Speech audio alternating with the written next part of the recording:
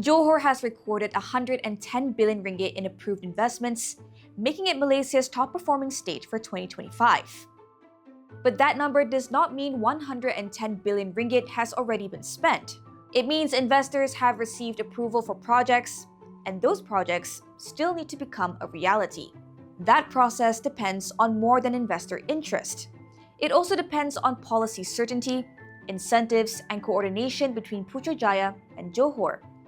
Economist Lee Heng-Gui, Executive Director at the Socio-Economic Research Center, says approved investment should not be confused with realized investment.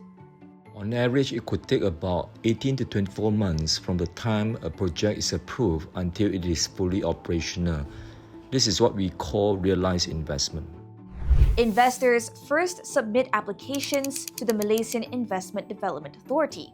Once approved, the investment is counted, but companies may still need to secure land, get permits, build facilities, bring in machinery, and hire workers. That process can take 18 to 24 months before a project is fully operational. Johor's appeal is built on several advantages. It is close to Singapore, has lower operating costs, strong ports and logistic links, and access to regional markets. The Johor-Singapore Special Economic Zone has added momentum by giving investors a clearer framework for where and how to invest. Of Johor's 110 billion ringgit in approved investments in 2025, the JSSEZ accounted for 85.5%, underscoring how central the zone was to the state's investment performance. British Malaysian Chamber of Commerce Executive Director Farhan Zamri says the 110 billion ringgit investment figure is a serious vote of confidence. But investors also want policy certainty, reliable utilities, skilled workers, efficient ports, and competitive taxes. That is where federal-level support becomes important. The JSSEZ agreement, signed on January 7, 2025, gave investors a clearer Johor-Singapore framework. It is backed by incentives, including a 5% corporate tax rate for qualifying companies and a 15% tax rate for eligible knowledge workers. Budget 2026 also allocated 3.4 billion ringgit for JSSEZ-related infrastructure, including roads, water, electricity, broadband, and flood mitigation.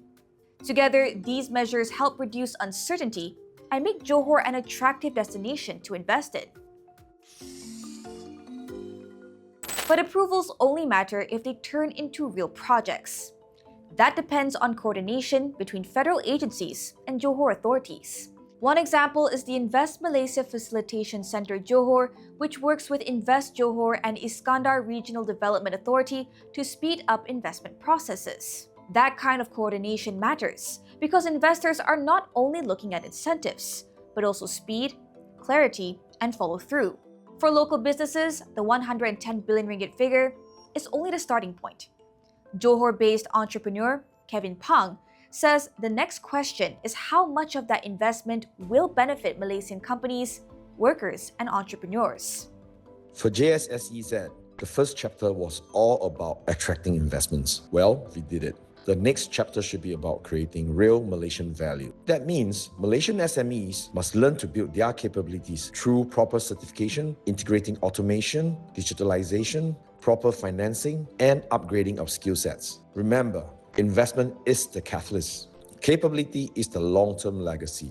This is the ultimate value that we should seek. So, Johor's 110 billion ringgit is not money already spent.